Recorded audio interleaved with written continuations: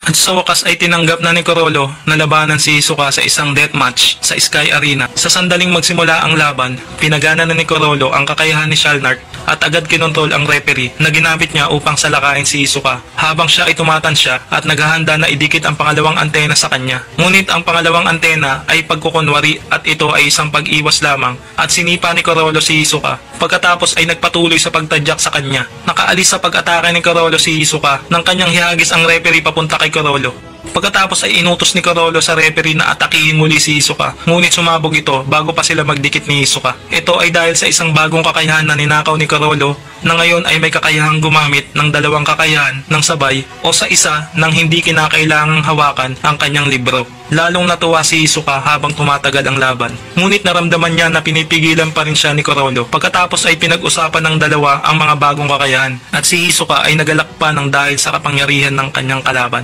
Pinagsasama ni Corolo ang dalawang kakayahan, Order Stamp at Cortopiece Gallery Fake, upang salakayin si Hisoka gamit ang isang kopya ng referee. Ano ang Order Stamp at Cortopiece Gallery Fake? Bibigyan ko lamang kayo ng kaunting idea kung ano ang dalawang abilidad na iyan. Si Corolo ay nagpapalabas ng isang stamp na kapag nakakabit sa isang puppet ay pinapayagan ang gumamit na kontrolin ito sa pamamagitan ng pagbibigay ng isang utos. Upang maituring na isang puppet, ang bagay na nais kontrolin ng gumagamit ay dapat magkaroon ng ulo at maging walang buhay. At ang Cortopiece Gallery Fake, kinuwang abilidad galing kay Cortopi na kapag hinawakan ni Corolo ang isang bagay gamit ang kanyang kaliwang kamay, pinahihintulutan siya ng kanyang kakayanan na gumawa ng eksaktong kopya ng bagay na iyon. Gamit ang kanyang kamay, hindi siya maaaring kumopya ng mga bagay na nabubuhay, dapat ay walang buhay na bagay lamang. Nangangahulugan na ang mga kopya ay dapat ay isang bangkay. At kahit na si Corolo ay tila maaaring magkopya ng mga bagay, hindi niya magawang kopyahin ang kanilang mga epekto. Ang mga replika na nilikha ay mawawala pagkatapos ng 24 oras. Ano pa man ang kanilang sukat. Gayunpaman, bago mawala ang mga ito, nagagawang subaybayan ni Corolo ang mga paggalaw ng bawat isa at kinopya na bagay sa pamamagitan ng paggamit ng kanyang N. Sa kondisyon na maaari niyang hawakan ang mga orihinal, hiniram ni Corolo ang kakayahang ito mula kay Cortopi bilang paghahanda sa kanyang tunggalian hanggang kamatayan kasama si Hisoka. Upang lumikha ng mga puppet at makontrol kasama ang Order Stamp, maaari siyang lumikha ng higit sa 200 puppet sa parehong oras.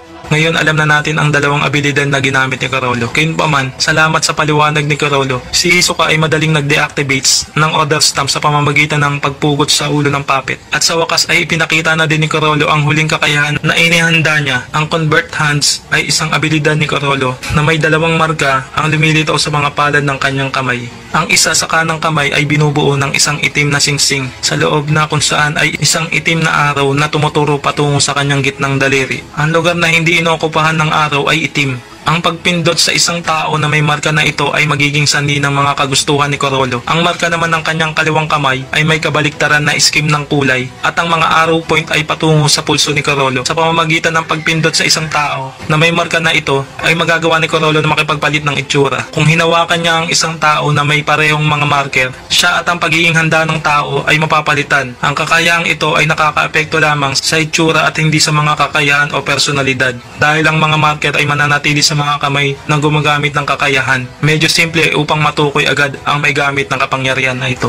Gayunpaman, ito ay isang epektibong paraan upang makasalimuha sa isang pulutong ng tao para sa marka na lalabas sa kanyang kanang kamay na kung hindi man ay may hawak na libro, kailangan gamitin ni Corolo ang bookmark, ngunit pagkatapos maaktibo ang kakayahan, maaari niyang hawakan ng normal ang libro. Ito ay isa sa mga kakayahan na ninako ni Corolo upang labanan si Hisoka. Si Hisoka ay lalong nainis. Bago pa man magsalpukan muli ang dalawa, inihayag ni Corolo na ang isa sa kanyang mga kakayahan ay kabilang sa isang taong patay na. Agad na pagtanto ni Hisoka na ito ay dahil ang nen na gumagamit ay nagiging mas malakas pagkatapos ng kanyang kamatayan at nagpapabuti sa kanyang bantay. Kapag nalaman niya iyon, ito ay dahil sa result ng gumawa ng abilidad na iyon. Sa sandaling nakakabit na ang mga marka ng The Sun and Moon ay hindi mawawala maliban kung sila ay sumabog. Gaya ng ginawa ni Gon para mawala ang Terpsichore na abilidad ni Neferpitu na kinontrol siya matapos mapugutan at mapatay ni Gon.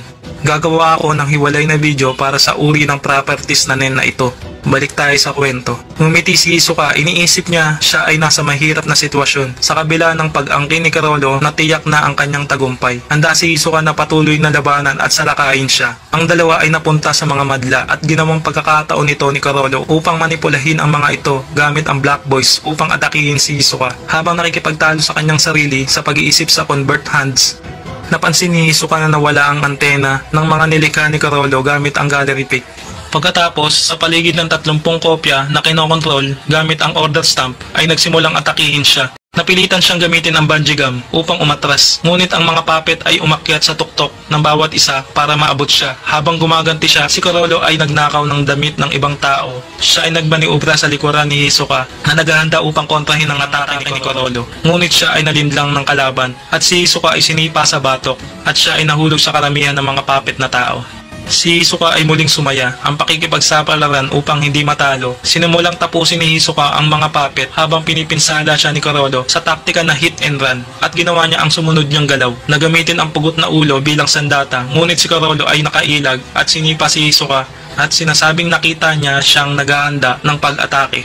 Gayunpaman, ginagawa ni Hisoka na patamaan siya sa isang pangalawang projectile na nakakabit sa kanyang paa. Nagpapatama ulit siya gamit naman ang ibang ulo. Pinilit si Carolo na umatras ngunit siya ay hindi nakatras. Napatigil na ni Hisoka ang higit pang mga puppet at sinubukan niyang alamin ang mga susunod na paglipat ni Carolo na nakabase kung ang order stamp at gallery pick ay na-deactivated kapag ang selo ay nawala mula sa ulo ng isang puppet. Si Hisoka ay nasubaybayan si Carolo sa madla at nakita siyang hindi tinablan ng bungee gum. Gayunpaman, napansin niya na ang isang bagay na mabilis na umatake sa kanya ay isang ulo at inihayag na ang pinatay niya ay isang manonood na kinokontrol ni Carolo gamit ang Black Boys at kung kanino niya ibinigay ang kanyang itsura sa Convert Hands. Gayunpaman, habang ang gallery pick ay aktibo pa rin, napagtanto ni Hisoka na ang kopya kung saan ang Sun and Moon na abilidad ay naugnay ay hindi mawawala kahit na gumamit si Carolo ng iba pang mga kakayahan. Lumipat siya pabalik sa gitna ng arena at inabangan si Carolo na maglunsad ng isang pag-atake gamit ang lahat ng kanyang mga puppet para hindi siya magkamali sa mga nasugatang manonood. Sa katunayan, ninakaw na ni Carolo ang mikropono ng announcer at nag-utos na patayin si Hisoka na nagdulot sa lahat ng mga puppet na may selo na sumugod kay Hisoka at ginawa ni Hisoka na patuloy puksain ang mga puppet gamit ang ulo bilang projectile at sa pamamagitan ng pag-attach ng bungee gum sa maraming puppet at gamit ang mga ito bilang isang malaking panghampas ng martilyo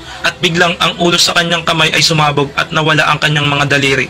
Naiintindihan ni Hisoka kung paano nagawa ni Carolo na gawing sumabog ang ulo at mabilis na inatake ang isa pang puppet gamit ang bungee gum sa pamamagitan ng kanyang mga binti. Nagsimula siyang maglakad sa gilid ng isang kinatatayuan. Sinisira ang mga mas maraming puppet mula sa posisyon na iyon bago tumakbo palayo.